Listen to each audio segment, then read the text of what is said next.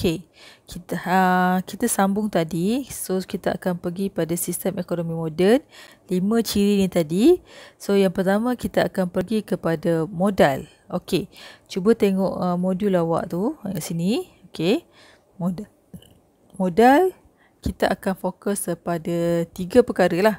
Perlombongan, okey, pertanian dan juga getah. Okey, pelaburan modal yang besar, okey, memberi keuntungan kepada pelabur-pelabur Eropah.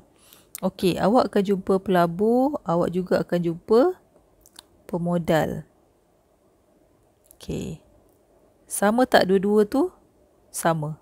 Okey, dua-dua tu sama Okey, pemodal ke pelabur?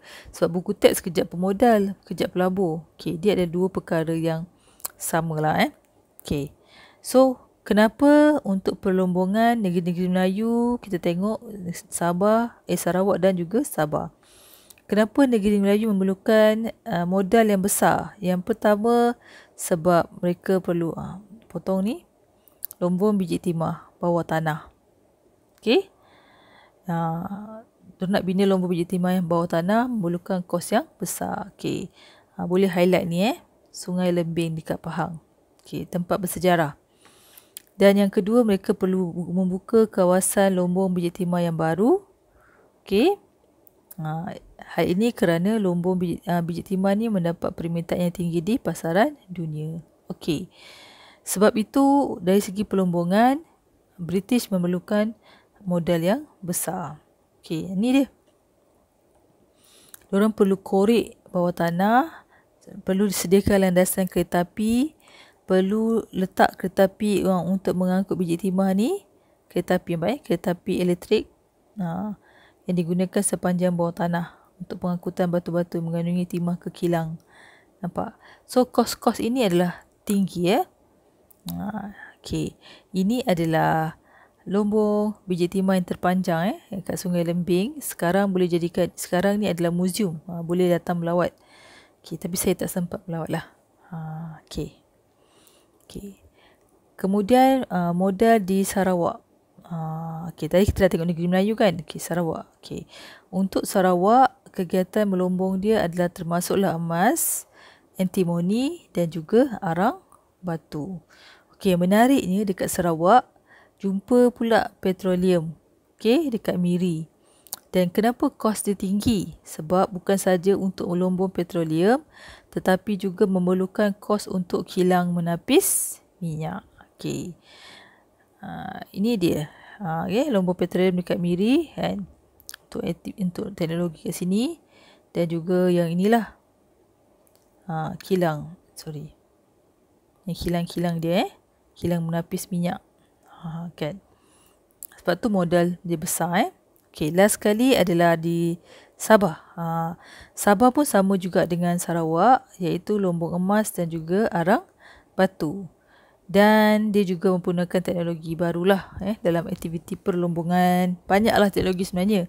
Yang kita tengok adalah yang teknologi pula. Banyak modal sebenarnya yang perlukan untuk membiayai ataupun membawa masuk teknologi-teknologi tersebut. Okey. Yang kedua adalah pertanian komersial. Okey, pertanian komersial kenapa perlukan modal yang tinggi? Okey. Sebab ada banyak pertanian Contohnya lada hitam, buah pala, cengkeh, kebanyakan ditanam dekat Pulau Pinang dengan Singapura lah. Okey. Kenapa mereka memilih pertanian komersial tersebut? Kerana contoh buah pala ni sebenarnya diperlukan dalam bidang perubatan. Okey, sebab tu mereka beria-ria nak tanam buah pala, cengkeh dengan lada hitam tu Okey. Selain itu, mereka juga fokus pada tanaman tebu. Okey, dekat seberang perai. Kenapa? Supaya dapat menjadi pusat pengeluaran gula. Kalau tengok ni tebu, biasa pergi dekat pasaraya kan, jumpa gula perai ni kan. Okey, sebenarnya gula tu daripada kilang dekat seberang perai. Okey, sebab tu nama dia gula perai. Okey. Ada banyaklah jenama gula ni contoh masa dulu modal digunakan besar. Kenapa modal digunakan banyak nak buka ladang tebu yang besar ni? Okey. Dan juga membuka ladang kopi. Okey. Kopi untuk hasilkan kopi lah. Okey. Permintaan pun tinggi sebab tu diorang buat. Okey. Meluaskan tanaman di kelapa sawit. Pula. Meluaskan tanaman kelapa sawit dan kemudiannya mengeksport minyak sawit. Okey. Buka ladang satu hal, modal. Satu lagi diorang nak buat kilang. Okey. Kilang untuk hasilkan minyak sawit. Okey. Dan mereka juga tanam teh dekat Canberra Highland dan akhirnya diorang hasilkan teh Ceylon, iaitu teh yang bermutu tinggi. Dan antara syarikat yang terlibat adalah syarikat Sime Darby dan juga Gayatri. Ni. Gayatri ni dan Sarabi kukuh sampai sekarang. Okey. Ni lah. Boleh highlight ni sini. Boleh highlight teh Ceylon juga.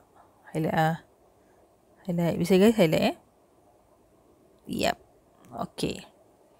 So dekat Sarawak fokus kat ladi hitam dan juga menanam pokok rumbia. Rumbia digunakan untuk menghasilkan sagu. Okey.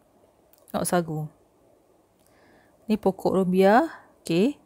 Pokok rumbia ni nampak macam pokok kelapa sawit kan ataupun kelapa kan. Tapi dia punya batang pokok rumbia ni Rumbia ni diproses untuk sama ada menjadi sagu ataupun tepung macam-macam lagi So kebanyakan sagu ni digunakan untuk sagu pula. Sagu digunakan untuk bidang produk makanan lah. Okey. Sebab tu mereka perlukan modal yang besar. Okey, last adalah SBUB. Okey, tanaman apa dia? Tembakau. Okey, dan mendapat pasaran. Tembakau ni awak semua tahu. Tembakau adalah untuk hasilkan rokok. Ni pokok tembakau. Dikeringkan dan dijadikan pokok. Jangan tanam belakang rumah pula. Okey. Tapi sebenarnya tembakau ada banyak khasiat dia. Sama ada digunakan sebagai ubat nyamuk.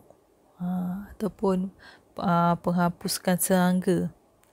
Okey, masalahnya dia telah disalahgunakan dan maka banyaklah eksporlah tembakau, rokok. Kenapa masih lagi ekspor rokok? Sebab permintaan tinggi. Okey, ramai sangat perokok-perokok tega kan. Disebabkan permintaan tinggi maka terhasillah pokok tembakau menghasilkan rokok bukan digunakan sikit sangatlah digunakan untuk tempat-tempat yang sepatutnya. Okey, yang ni adalah getah. Okey, getah Okey, perusahaan getah yang maju telah menyebabkan harga kopi jatuh. Okey, tapi sebenarnya kopi jatuh bukanlah pasal getah je antaranya serangan penyakit dan pengeluaran yang berlebihan. Okey, menyebabkan harga jatuh. Jadi kalau barang tu sikit, harga dia mahal. Tapi kalau barang tu banyak sangat, harga dia akan jatuh. So, pelabur-pelabur seperti Sime Darby melabur dalam industri getah sehingga banyak membuka ladang getah. Okey. Okey, Sarawak. Okey, Sarawak pula dia tak benarkan syarikat asing dan Sarawak yang ekspor getah. Okey, dia tak nak bagi kuasa asing langsung dekat Sarawak. Okey, dan Sabah pun sama merupakan perusahaan getah. Okey. Hal ini kenapa digunakan getah? Getah mendapat permintaan yang tinggi kat Eropah. Malah getah juga menghasilkan banyak benda. Antara yang famous adalah tayar lah. Selain daripada itu sarung getah dan bahan-bahan lah yang berkaitan dengan getah. Okey. So kita dah tengok modal. Sekarang kita akan tengok yang kedua. Okey, iaitu teknologi.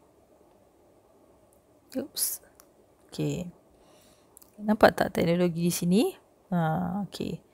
So, kenapa mereka perlukan teknologi? Untuk mencepatkan pengeluaran dan juga meningkatkan keuntungan. Makin banyak dikeluarkan, makin banyak terjual, dapat hasil, so dapat untung.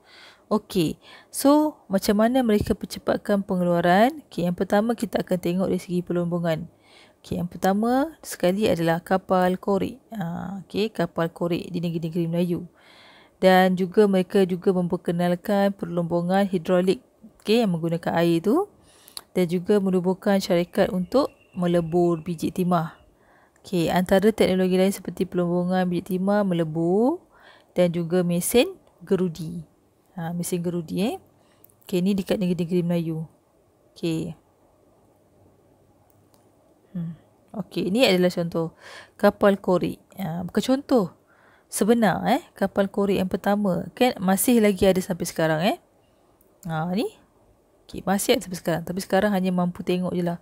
Untuk hiasan saja Tak ada digunakan untuk biji timah. Ini adalah teknologi diperkenalkan, iaitu lombong hidrolik. Menggunakan air yang ini adalah mesin gerudi, jumbo drilling gerudi. So memerlukan tenaga manusia lah juga cuma menggunakan teknologi yang lebih cepat lah daripada ketuk-ketuk pakai hammer kan. Okay. Ni sekarang lah. Ni yang sekarang. So dia tingkatkan teknologi dia. Okay. Dekat Sarawak pula, okay, dia memperkenalkan kaedah moden dan juga mendirikan kilang melebur antimoni. Sama macam dekat negeri Melayu melebur biji timah. So dia ada melebur antimoni. Okay, dan dekat Sabah ada membina terowong. Okay, terowong ni digunakan untuk jalan pintas atau shortcut. Okay, untuk laluan jalan kereta api boleh, untuk laluan kenderaan boleh. Okey, teknologi untuk pertanian. Tadi kita tengok pelombongan kan. Okey, untuk pertanian dekat negeri Melayu kita fokus pada getah. Okey. So, siapakah tokoh ini? Tokoh ini adalah H.N. Ridley. Dia adalah banyak memberi sumbangan dalam pertanian getah.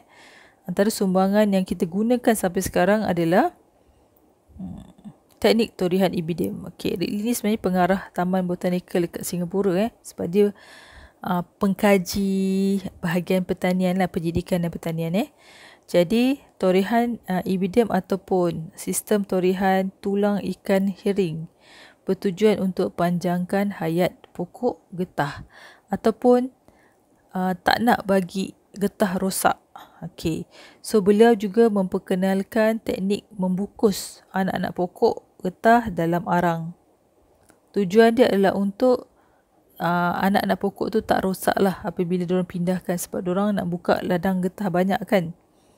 Okey, ni contoh torihan ikan ibidem ni kan. So dia akan tori macam ni, serong. Ni pun dah pernah tengok kot serong dia bukan boleh main potong sesuka hati sahaja. Sebab kalau tak gunakan teknik ni, biasanya getah tu tidak menghasilkan, tidak berkualiti ataupun tidak mengeluarkan getah. Okey. Okey, itulah sumbangan dia dan kita gunakan teknik torihan tu sampai sekarang. Tak ada lagi teknologi lain yang boleh menggantikan cara torihan pokok getah kecuali itulah teknik dia. Okey. Okey, di Sarawak. Di Sarawak memperkenalkan kilang untuk memproses lada hitam dan juga sagu. Tolong tambah sagu di situ tertinggal. Dia juga menubuhkan ni kilang memproses lada hitam. Sampailah jadi macam ni. Kat semua rumah mesti ada ni lada hitam. Dan juga ini adalah kilang memproses sagu dari pokok rumbia. Ni adalah batang pokok rumbia tu kemudian dihasilkan sagu ataupun tepung lah. Okey. Dan dekat Sabah menubuhkan kilang memproses getah dan juga daun tembakau. Okey. Okey. Yang ketiga, buruh. Okey. Buruh. Okey, buruh senang je. British membawa masuk buruh daripada luar. Kenapa? Sebab banyak pengeluaran yang meningkat tadi. Sebab nak keluarkan banyak, nak keluarkan barang banyak, nak keluarkan biji timah banyak, nak keluarkan getah banyak, nak keluarkan pertanian banyak. Jadi dekat negeri Melayu, Sarawak ke Sabah ke, terdapat banyak peluang pekerjaan. Peluang pekerjaan dekat Lombong. Okey. Oleh itu, orang Cina dibawa masuk untuk bekerja di Lombong-Lombong. Okey. British mengamalkan dasar pecah perintah yang mana British asingkan ekonomi ikut kaum. Jadi dekat Lombong kebanyakan diusahakan oleh orang Cina. Okey. Ya. British bawa masuk orang Cina untuk mengusahakan Lombong. Okey. Yang kemudian untuk pertanian pula British membawa masuk orang India dalam bidang perladangan getah. Okey. So pertanian untuk negeri Melayu membawa masuk orang India untuk bekerja kat ladang getah, tapi dekat Sarawak Sabah masih mengekalkan orang Cina. Orang Cina dibawa masuk dan juga orang Jawa. Okey, Sabah orang Cina. Tapi bukan untuk ladang getah, tapi kepada ladang tembakau. Okey, habis buruh, kita akan tengok yang keempat, iaitu skala besar.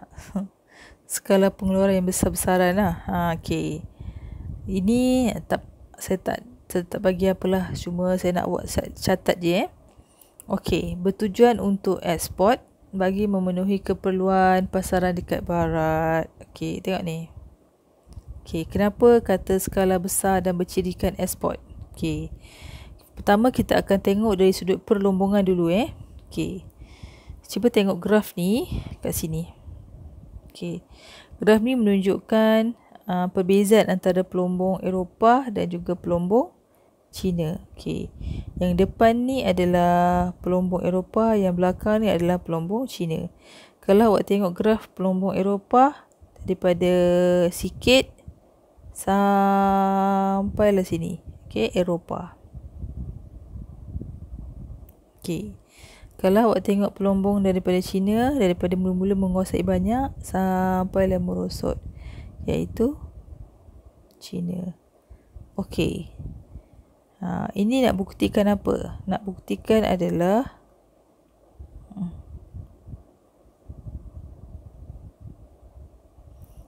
okey. Ini pengeluaran okey. Pengeluaran pemodal Eropah meningkat.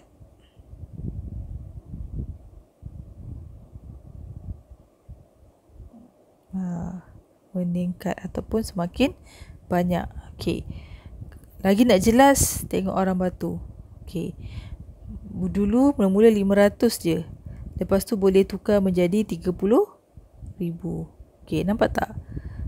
Nombor angka yang terlalu besar. 500 bukan jadi 1,000. Tak. Jadi 30,000. Maksudnya pengeluaran dia bukan sikit-sikit. Besar-besaran. Macam petroleum. Mula-mula 5,000. Terus melonjak menjadi 140,000. Okey, nampak tak? Maksudnya adalah pengeluaran dia meningkat banyak. Okey? Okey. Maksud dia. Okey. Satu, itu pelombongan. Macam tu juga, sama juga dengan pertanian. Okey, pertanian. Pertanian pun sama. Pertanian adalah maksud bila kata pengeluaran saja besar-besaran menunjukkan, tolong highlight pertambahan keluasan ladang getah. Okey. Contohnya bermula daripada 5,000 sehingga menjejak kepada 600,000. Okey, banyak kan? Okey, banyak kan? Okey, begitulah dia. Itu je saya nak buat. Tak payah tahulah. Ni untuk awak faham macam mana sebelum British datang, apa yang berlaku selepas British datang. Maksudnya British memang ambil habis-habisan. Habis-habisan dia ambil kekayaan dekat negara kita untuk dibawa ke luar negara. Okey.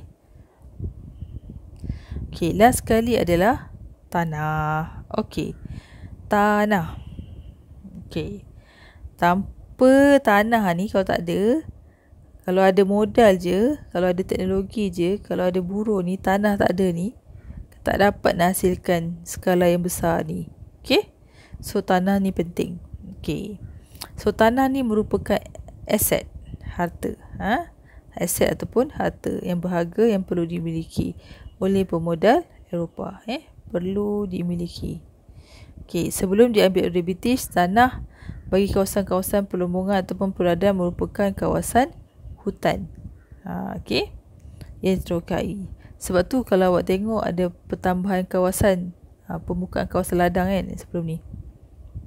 Sorry Okey. Nampak ni. Kawasan ladang 5,000 bertukar menjadi 600,000. Okey. Pertambahan kawasan ladang. Sebab apa? Sebab faktor ni lah. Okey. Faktor pada pengaruh barat So pemodal Eropah yang berminat dengan tanaman komersial. Okey, pemodal Eropah lebih berminat dengan tanaman komersial kerana lebih untung. Okey. Dan juga tidak melibatkan sistem pengairan yang mahal seperti padi. Ini cerita dululah Dulu padi boleh dihasilkan 2 kali setahun. Dulu. Okey, menyebabkan nak eksport susah. Jadi apa yang mereka rasa hasil lain lagi cepat dapat eksport. Sebab tu kebanyakan mereka pergi terlibat dalam seperti ni peribatan pertanian, terlibat dalam ekonomi. Okey, apa biji timah biji timah tak tanam. Tak apalah, biarlah. Okey. Itulah dia. Okey, tanah. Okey, untuk latihan ni, latihan ni senang je. So, boleh tengok balik muka surat daripada muka surat 2 sampai 5. Okey. 2 sampai 5 untuk jawab soalan ni. Ni dan ini. Saya bagi simple je ni. Okey. So, habis 6.1. So, kita akan minggu depan kita akan pergi 6.2. Okey. Bukan tak nak pergi kepada 6.2 ya. Bagi masa sikit untuk awak dan juga saya. Okey.